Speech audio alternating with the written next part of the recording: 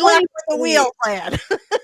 Lisa, that is really crazy, honestly. I know, right? I know. Let's say hi to Robert. Hi, Robert. Hey. So, hi. Yeah. I noticed I'm like really red today. I don't know what that's about. It's probably the heater. So, Robert, we are super, super glad you're here today. Ooh, look at this. Shannon's got a goal here. Word goal for the year 400,000. Current word count 17,054. Very nice.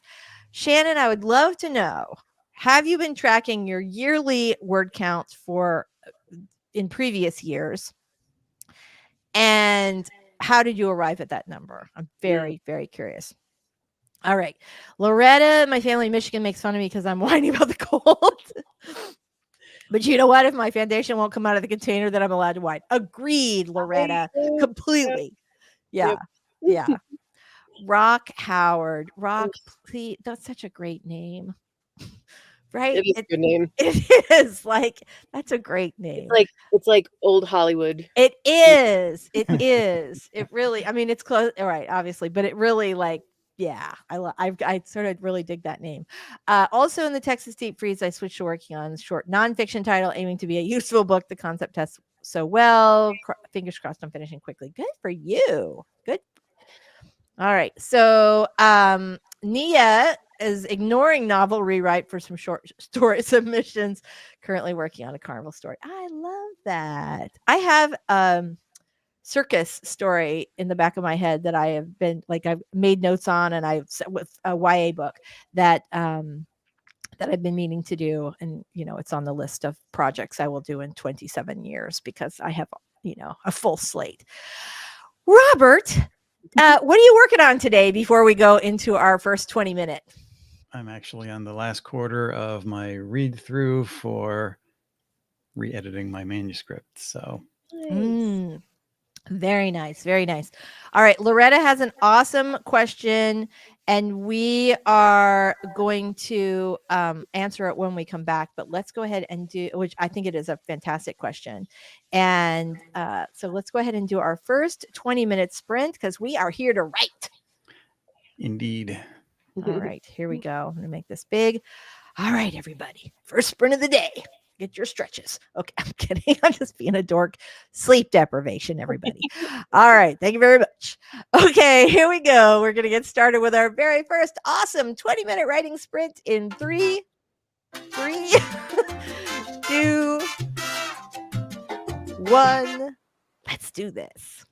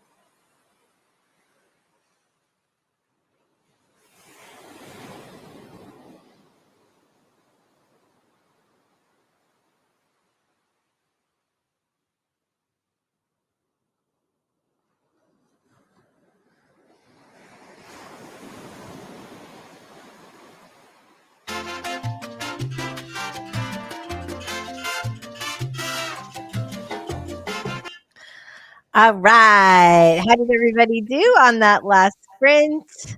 Good. How did you do, Robert?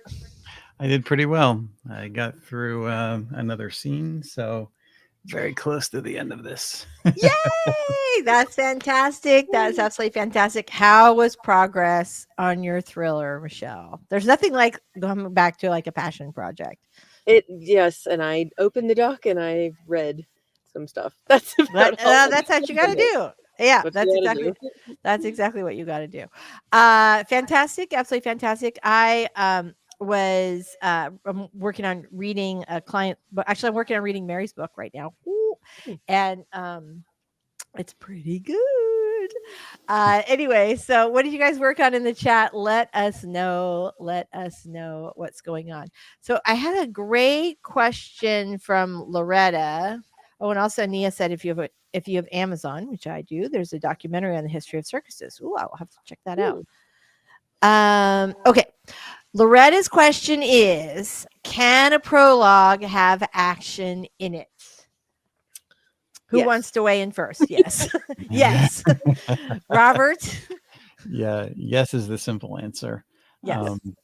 The biggest problem I see with prologues is they will start out with a big action, and then when we get to the actual first chapter, it starts out in a very lackadaisical way. And that's when the character is waking up in the morning and going through the routine, and it's just not as exciting as the prologue.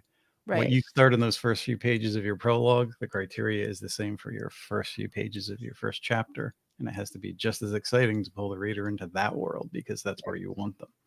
That is exactly right. That's exactly right. And I think that's such a good point, because people think like, oh, if there's action in the prologue, then I can take a break and you're absolutely right. Your first chapter should be as hooky as your prologue is. Mm-hmm. And sometimes I feel like people use a prologue to like crowbar in backstory that we really don't need quite that early. I see that happening a lot, Michelle, also. Yep. Yes. Yeah. It's And- like the two types of prologues. I should say the two types of poorly written prologues. You've got the info dump, like here's all the backstory and everything that you need to know, and it doesn't read like a story. Don't do Or that. you've got the prologue that's super action packed, but it was only inserted because the author realized chapter 1 was so boring, as Robert said, that they had to. But it doesn't change the fact that chapter 1 is boring.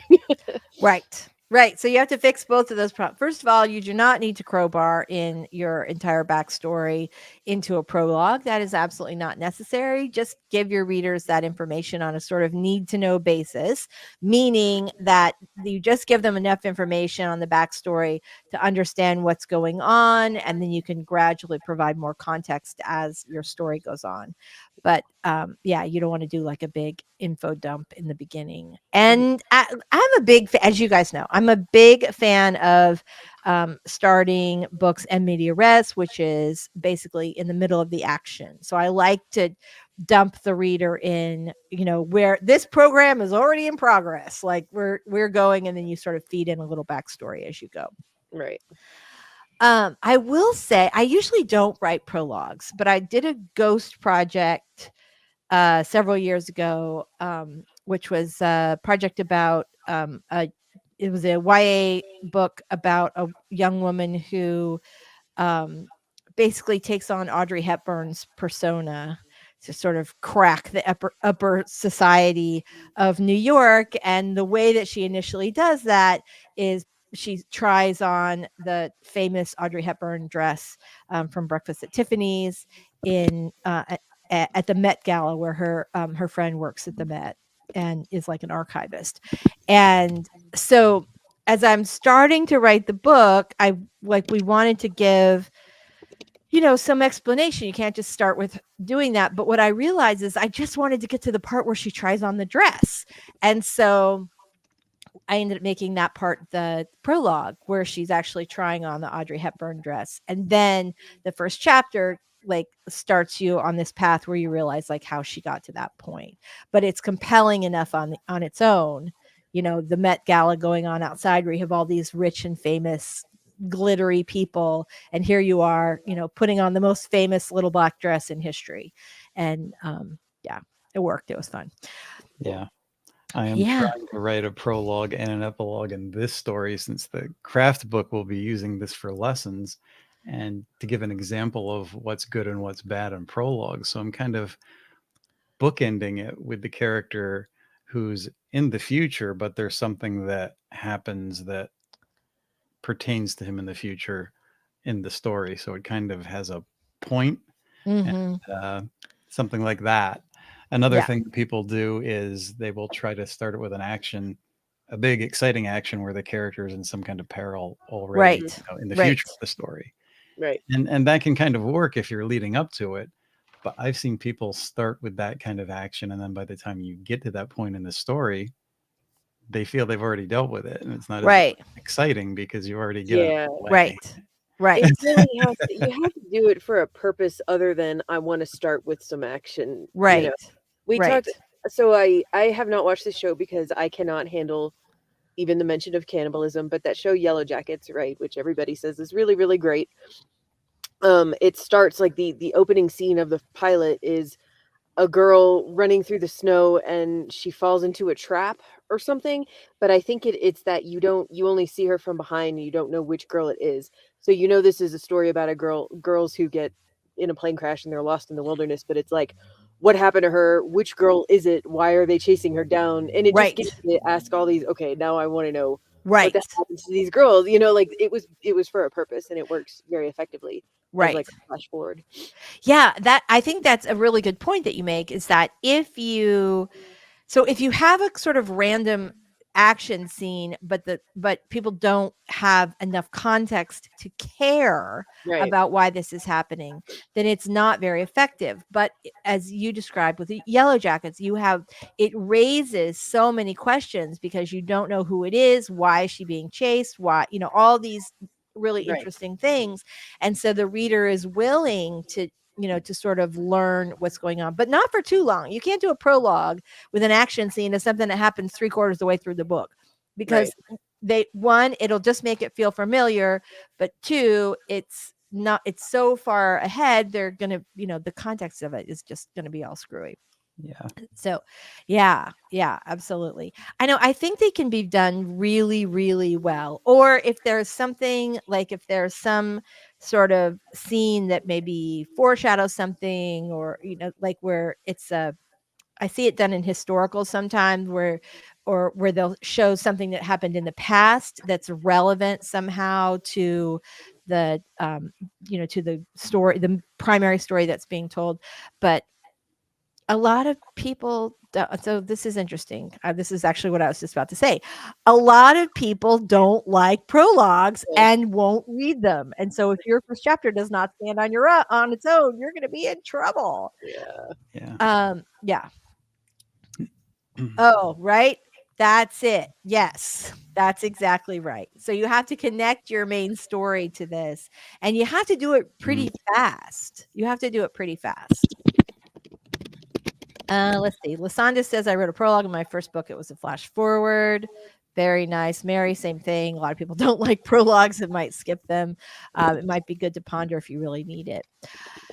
I feel like prologues are really good for urban fantasy. I see that. Yes. Okay. Yeah. So we started watching Supernatural. I realized we were the last one. The Horror Geek had already watched a good chunk of it, but I had never seen it before this year. And we watched the whole series all the way through, and now it has replaced our previous nighttime series. And so we watch it as we're going to bed because we've already seen it, so you can just nod off in the first 10 minutes. And they do that a ton. You see this like, I'm being choked and I'm off a cliff and there's a vampire. And then you get to the 12 hours earlier or 3 days earlier. That makes me crazy. But it is effective. Unfortunately, this is why people keep doing it. But I hate it. I have a prologue-ish first chapter. It sets a scene, but for the current situation, establishes the main character. You know what? Most books don't. I shouldn't say most. Many books do not need a prologue. Character is in danger. It's less emotional if we don't know the character. Right? There are no stakes. We don't care about this. We only care about it in the same way that we would care if we saw a person on the street being, something bad happen. happening to them. Like you care, but you don't care as much as if it's your best friend being kidnapped rather than a random stranger. Does that make sense? Yeah. Most prologues have information that could be inserted somewhere else in the story. Mm-hmm. If that's true, then you have to ask yourself, is there a really good reason other than just having that action up front? Right. That action up front can work if it's very specific to something and you have a good reason for it. If Right. it's just that, flash forward that you're going to have to eventually catch up with, it depends on the story, really. Yeah. Yeah. I completely agree. Completely agree. All right, guys, let's go ahead and do our next 20-minute sprint. I am up for writing. I've had this is like the first hour I've had to myself in a week and a half. I want to make the most of it. All right. Here we go, everybody. Who's ready to write?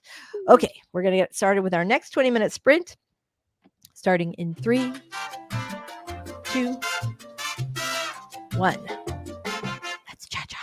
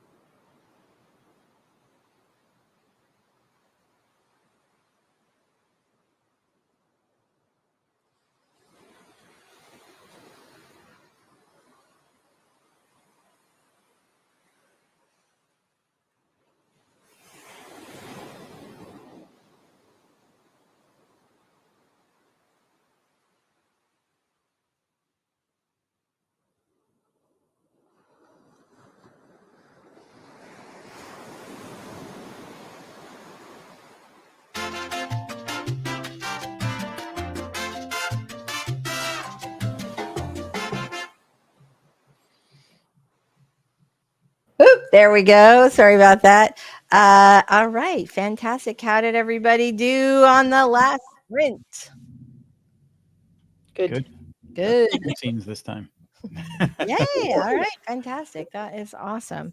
I don't know if you guys saw, I had a little baby visit me for a second and I gnaw. did. I missed it. And gnaw. He like totally went for the top of my mic cover. So it's a little drooly.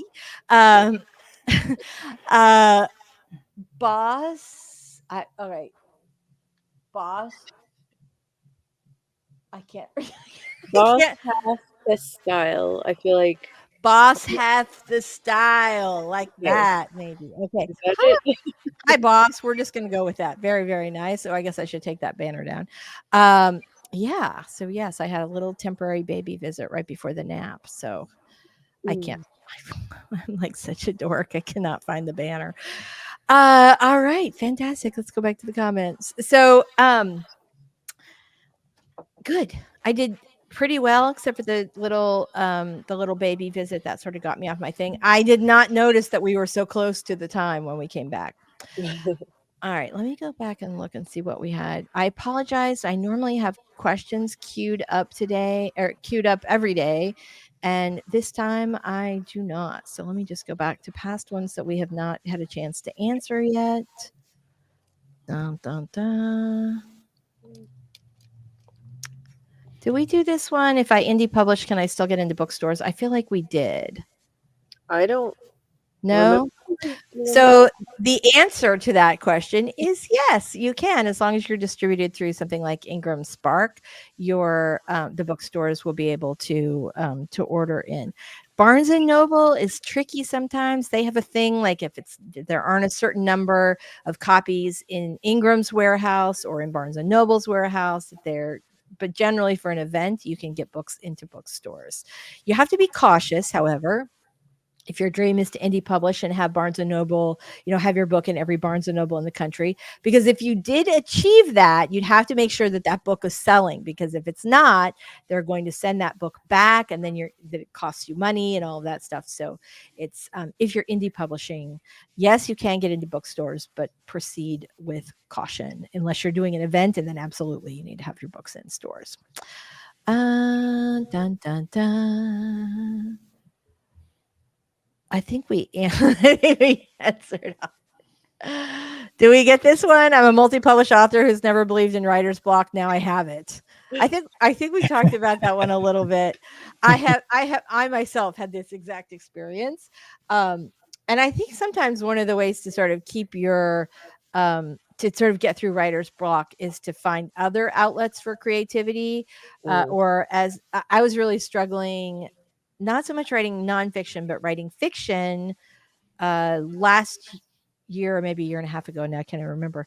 And I worked a little bit with Becca Syme. I don't know if you guys know who she is. She's the one who writes those Dear Writer, You Need to Quit series.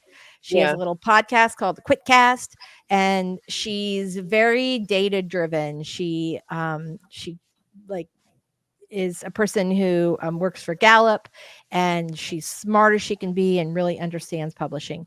And one of the things that she told me basically was to sort of gamify my writing a little bit and make it more fun, so that I was associating more fun with that. And then I also bought a book called Fire Up Your Writing Brain, which talks about how to, like, basically it's sort of like a neurologist perspective on writing, and has a lot of kind of evidence-based tools to help you sort of get going again. And so between those two things, that helped me get out of my worst. But and the only other one I had that was like really bad, the thing that solved it for me was doing other things that were like taking a little break from writing and doing other creative projects. Like I made this whole beautiful shell chandelier, and I figured out what this little weird triangle nook in my kitchen was for. It was for cookbooks, but it was like this weird triangle shelf on my island. And I was like, why would you put, like, if you put pictures there, no one would see them because they're so low down. So just that kind of stuff. Using your creative brain, but not necessarily for writing. What do you guys do to push through when you have writer's block? couple of things. I never used to get it either. I just moved on like a machine at one point, and then burnout. That was the number one thing for me. Yes. Mhm. Another thing is when you're doing that one thing and you don't have a balance between something else creative. And I used to Mhm. have art and writing, and I realized that I needed to find something else to kind of supplement that. But one thing that I've done, well, two things that I've done is one, switch up my keyboard, write on something else. That can help. Yeah, that helps a lot. Secondly, if I find a writing book that's actually good and informative, um, I don't breeze through it in like a day or so and hope that the craft will stick in my brain. I will use it. Like every project is something different to me. So I'll use it like a workbook and I'll read a chapter and it's like, okay, that sounds interesting. Let's go experiment with that and just try to keep it interesting. I had to do that for years when I was doing art because sometimes it does become the same thing and you have to challenge yourself with a different technique or a different approach and make it Mhm. interesting for yourself, because when it becomes your job, um, you'll find out. Yeah, I mean that's it, right? When you're writing your first book or your first couple of books, it's sheerly for the love of it. But Mhm. then as you get farther into it, it's for the mortgage. And sometimes that pressure can sort of dampen your ability to write creatively. Yeah. Um, yeah. So Daisy has a great question. How many books do you recommend having for a signing event at a bookstore? Asking for my future self.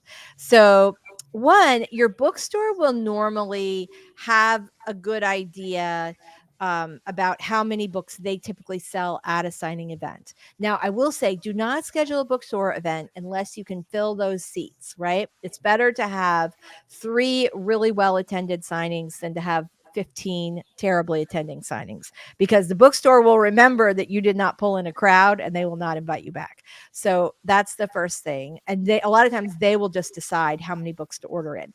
But you should always have a case of books in your trunk of your car in case they run out. And that's your goal, right? Is to get them to sell out. I will say, um, at my typical book signings, I'll sell anywhere between 60 and 100 books, but I generally will do, like, I can generally pull a good crowd.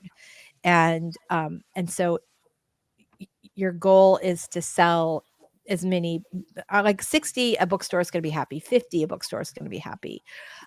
So if you can try and hit that number, then that's great. But you can have a successful bookstore or a successful book signing and not sell 60 books. I think a lot of times they're happy if you hit like 35 or 40.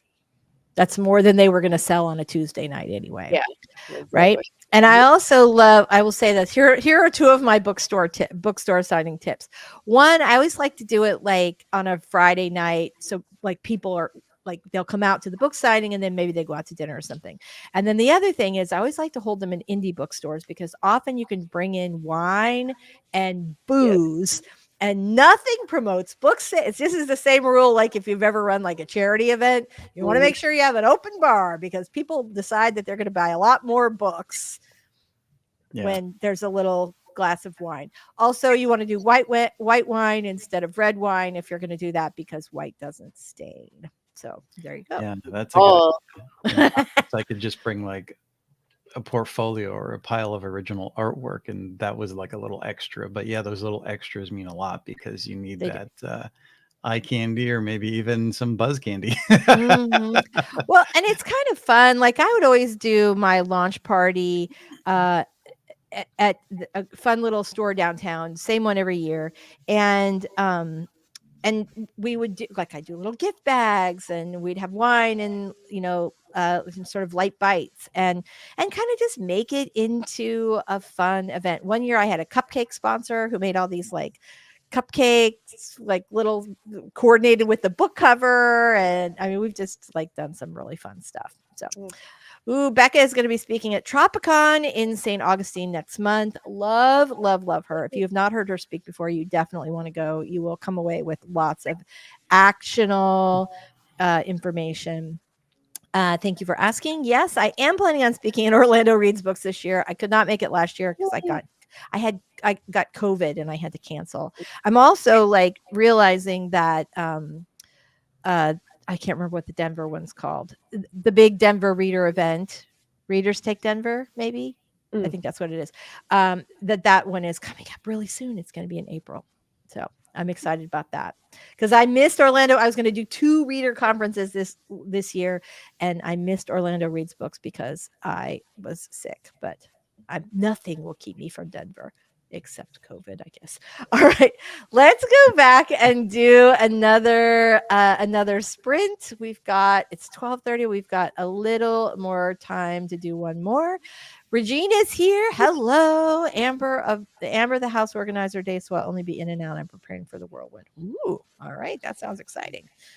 All right, here we go, everybody. Let's get one more great sprint in. Okay, here we go. I feel like I need a drum roll. Da, da, da, da, da. 3, 2, 1. This is your last one. Let's make it count.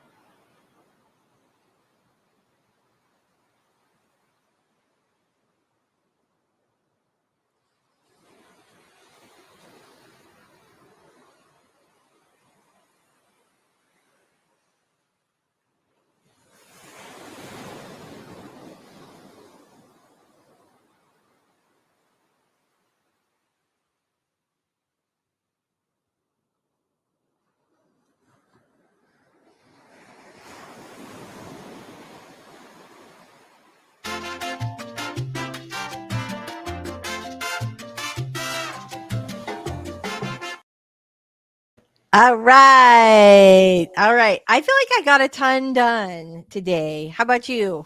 Yeah, I got a lot done. I am, let's see, 92% through with my manuscript. So, hey, and she's gone. Hey, Michelle. Lisa So sorry. disappeared, and then you reappeared. Oh man. Weird. I wasn't even doing anything. It was the Robert show for a second there. I know. I know. Stage all to myself. You can do it, Robert. Yeah, well, that's great. I'm very glad. How about you, Michelle? Were you did you have a good productive stream this time? Yeah, actually I did some vlogging. I just realized there was some stuff I wanted to talk about, so I Very picked up the good. camera. And that's why I missed the The return. I have no excuse for why. Like I was here and then I was gone. It just shut that. I'm like, okay, well, that's what we'll do. Thank you very much, Heather. I sure appreciate that. Ditto for you. All right. So we did a great job. I hear crying baby, so we're gonna stop a few minutes early today. But we got all of our sprints in, and I'm super excited about that. So before we go, let's go ahead and quickly do our outros. And for Robert, this will be your intro as we just sort of crammed you in. So tell us a little about you and your awesome channel before we head out today. Well, my intro and outro is that my channel is The Story Detective, and I take various forms of storytelling and put it under my Sherlockian microscope and break down the craft for the viewer to make your craft journey easier. There's a lot of interesting videos there. There's new videos being planned for spring. So if you haven't seen them, go catch up and you'll know where I've been. Yes, absolutely. Thank you so much, Devin. We are always glad to have you here. Michelle, tell us a little about you and your channel before we hit it. All right, I'm Michelle Schusterman. I write young adult and middle grade novels. My channel is Writing Workshops, Traditional Publishing Chat, and Writing Blogs. Very nice. Thank you guys both as always, for being here every Wednesday. I'm Lisa Daly, and I write contemporary romance and nonfiction advice. And on my channel, we talk about how to write a book you're super proud of, get it published. So if you're interested in that, be sure to subscribe to Michelle's channel, Robert's channel, and of course, my channel. All right, everybody. Thank you so much. We love you, and we will see you next week. Happy writing. Keep those keyboards clacking. There we go.